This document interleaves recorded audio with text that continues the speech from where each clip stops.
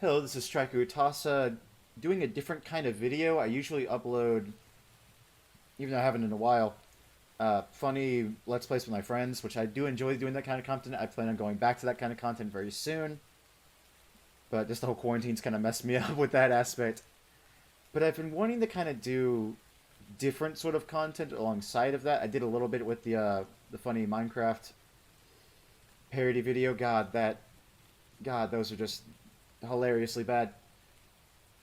But I very much enjoy roguelikes, and Risk of Rain 2 is a game I've been playing for about over a year now, and I just really enjoy it. But it has such criminally, it's being so criminally ignored by content creators. Like a few of them do like funny haha compilations of the game, but not many do very in-depth videos on it. I think Wooly Gaming is really the only one out there doing it, doing like tier lists and guides and stuff like that.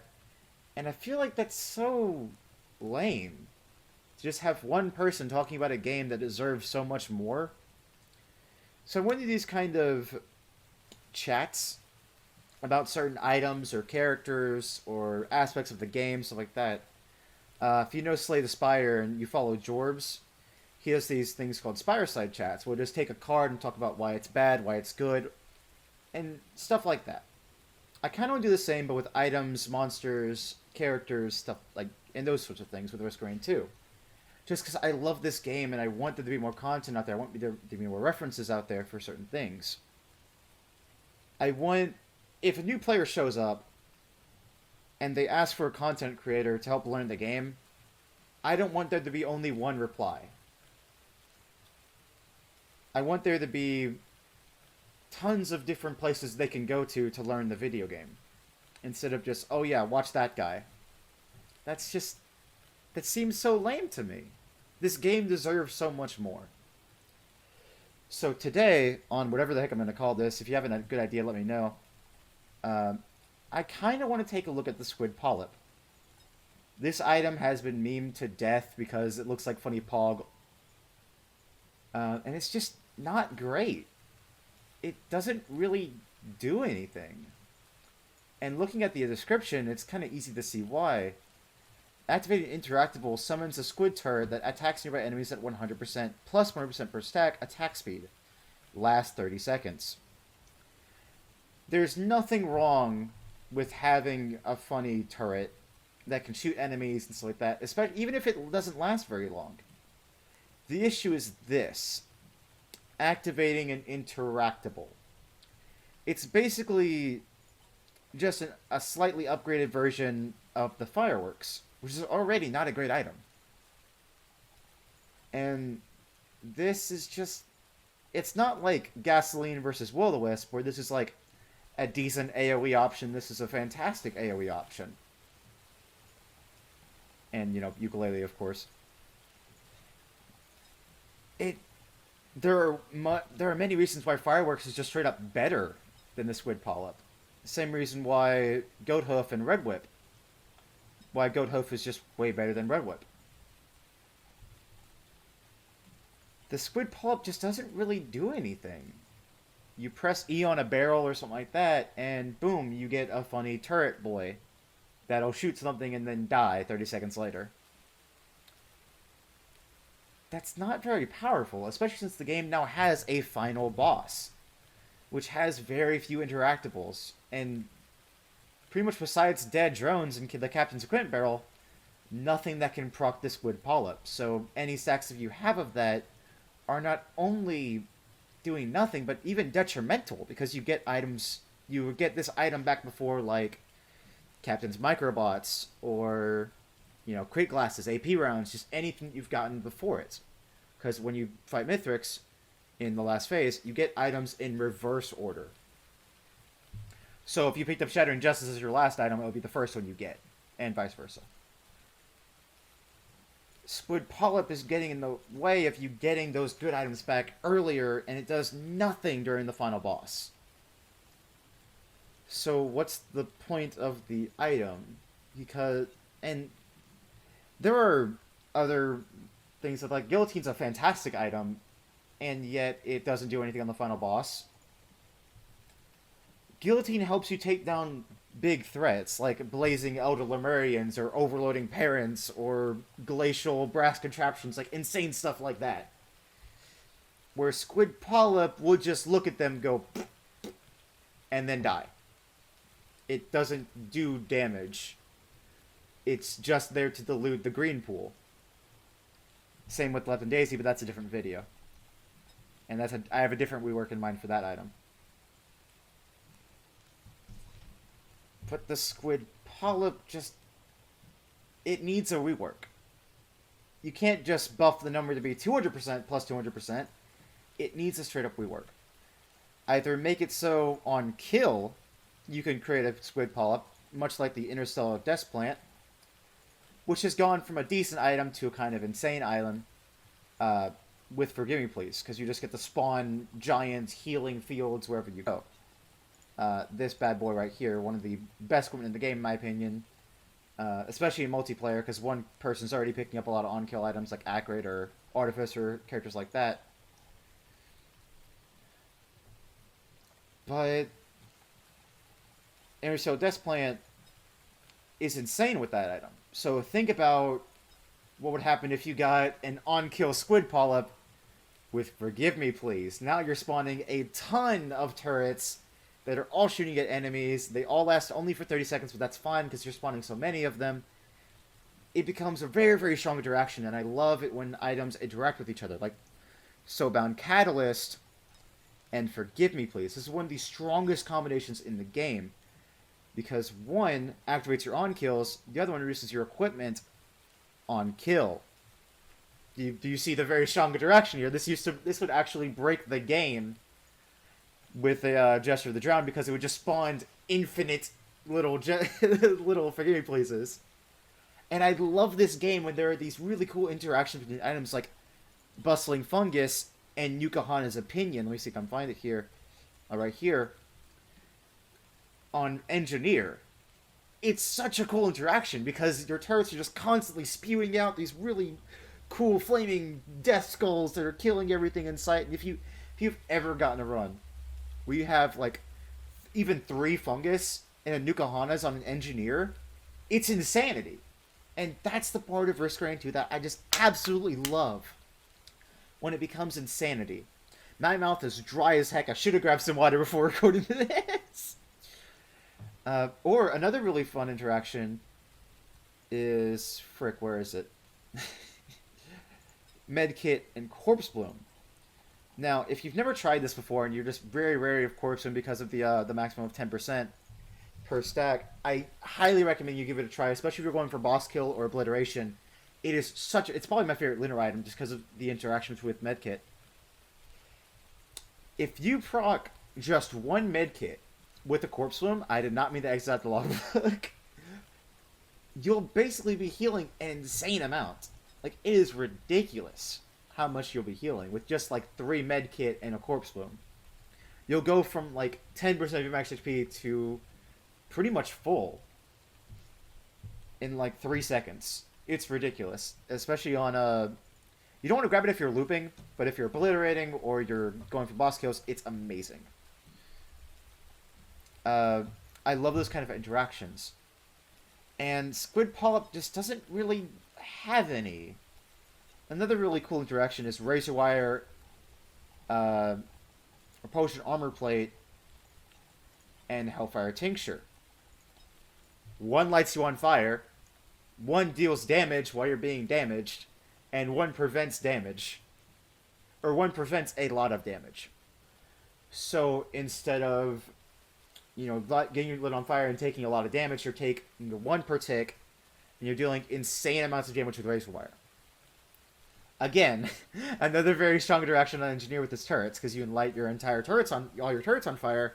They're all proccing Razor Wire, you're proccing Razor Wire, everything's dead around you. It's incredible. It's really fun. Bandolier Forgive Me Please. That's another really, really strong interaction that you can do. Because it's basically just a make your own brain stocks. Where skills have no cooldowns. It's incredible, and it's really fun. If you've never tried it, definitely give it a try. Get on command and just have fun. Because it's so cool, those interactions. Like, Hard Light Afterburner, either of the bands, and where is it? Blast Shower on Loader. The band cooldown is considered a debuff. Blast Shower gets rid of debuffs. Loader with Hard Light has multiple punches. Do you see where I'm going with this? You punch something, press your funny Blast Shower button, you punch it again, press your funny Blast Shower button, you punch it again. There's all 3 of your punches, they all proc band, and it's just insanity. But Squid Polyp, and that's another big issue with the item, is that it has no interactions. It just doesn't do anything. Like, even Lepton Daisy, another very, very weak red, it gives you healing. Which already is interacting with Nuka-Hanas, it's already interacting with, where is it? Aegis, it's already interacting with Rejuvenac because it's healing. And healing creates interactions, because it's a bunch of things that refer to your health bar, or refer to how much healing you've gained, and stuff like that, where Squid Polyp, the only other thing that Activated Interactable can proc is Fireworks, which is already not a great item, as I said before. So what's the point of having it in the game if it's not fun to use, and it cannot get fun to use with more items? Because even a bad item, like, let's look around, Shield Generator. This item is not great because of a thing called one-shot protection, which that's a whole video in itself, why my issues with that mechanic. But instead of being able to heal really fast and get your one-shot protection back really fast, you have to wait 7 seconds for your shield generator to come back, which can kill you in certain runs where, let's say you have a corpse room, you have strides, you have medkits, you have all this insane healing, and you can't get one-shot protection back and you get insta-killed by something. That has insane interactions with Transcendence. Good lord, Loader and Roti can get insane health bars with Transcendence and Shield Generators. It's ridiculous. If you play multiplayer a lot, you know what I'm talking about. It is hilarious how insane this can get. Even the backup, which is one of the worst equipments in the game in my opinion, has a really cool interaction with Captain and his defensive microbots. Because drones get them too. So here's a cool interaction. Here's a cool scenario with that. There's, like, the game spawns 4 overloading brass contraptions near you, and you're Captain, you have a backup, and you're like, oh shoot, there's a bunch of boys coming after me. You press Q, all of a sudden, all of the brass contraption orbs are getting pew pew pew pew pew pew out of the sky. And you're safe. You're completely safe. Because the backup is becoming, it goes from a mediocre damage tool to an insane defensive option. Just because you're playing as that character, and it has that really cool interaction with this item. This video became a lot more about interactions than than a video about Squid Polyp and how to fix it. But just making it an on-kill effect would give it so many cool interactions. You might have to limit it, because it could be insane. With, because Forgive Me Please can go up to 3. That's how they fixed the whole crash game issue. So they made it have a hard limit. With 3 of these, you could get a ton of Squid Polyps. So maybe limit to about 6 or so, is what I would say. But it makes it viable in the boss arena. It makes it viable in really long runs. It gives it a really cool interaction, and it's just really fun to use now, because you kill a lesser wisp, but oop, there goes the little third boy to help you. It's fun. It becomes a much more fun item than going, oh man, it's a Squid Polyp. I guess I'll turn the scrap and buy a red with it at a store or something, or use it for a ATG printer or something, I guess. Then it goes to, dude, there's a Squid Polyp! I'm sorry, I didn't mean to curse. I'll bleep it out or something. There's a freaking Squid Polyp! Yo, you with the Forgive Me Please, grab this thing, it's gonna be insane! Like, that... The difference between those two reactions, when you see Squid Polyp, just with this one change, is really fun. Like, Fireworks is already... It's already alright, because instead of just kind of sitting there and shooting whatever it is, it goes out and finds the. You do a random damage to. You do a little bit of damage to a random enemy on the map, and it can proc on hits, stuff like that. It's already alright. It gets a lot worse in boss killing runs, but if you're just going for obliteration or looping, it becomes pretty good. Uh, if you do this same kind of change to fireworks, it becomes an insane item. But if you think about it, will making a Squid Polyp or a firework an on-kill effect be better than Tri-Tip Dagger, Lensmaker's Glasses, Soldier Syringe, like these insane white items, Goat Hoof, Medkit, like there's insane items in every rarity where if you did this change to a bundle fireworks or a Squid Polyp, they wouldn't outclass. Like if Squid Polyp was an on-kill effect, would you rather have that or an ATG missile? Like the choice is obvious unless you have a Forgive Me Please or you're in a very different run. Like you're playing Artificer or Acrid. Now I think about it, Squid Polyp being an on-kill effect would be insane on Acrid with Poison.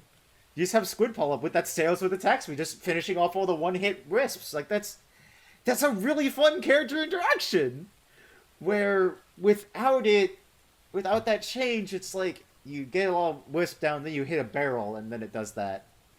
Which is just a lot more lame than just killing an enemy, killing an enemy, having fun, and proccing that item. I don't know, maybe opening barrels is really fun, but it's not,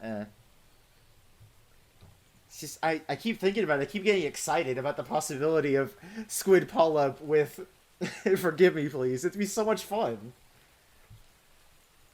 But yeah, that was the first of hopefully many Risk of Rain chats where I would just take an item or take a mechanic or a monster or an environment and just talk about how I would change it to make it more fun or more interesting or maybe even nerf it in some way. I think it's a little bit too strong. Like maybe not Shadow Spin. I think Shadow Spin's probably fine. But I don't know. There's not really items in this game that I would nerf, to be honest with you. But there are definitely some that I would buff, like this little bad boy right here, this bad boy, this bad boy. A lot of reds I've noticed are not great in this game. But yeah, I want this game to be more fun than it already is, because I just like it that much. And if you have any comments or feedback, or just anything you would do to Squid Polyp, or just any item in the game, let me know. Because I love talking about game design. I love talking about Risk of Rain 2. It's such a fantastic game, and I highly recommend it. It's probably my top 5 favorite games of all time list. So, yeah. I'm Straku Tassa, and I'll see you in the next Risk of Rain 2 video.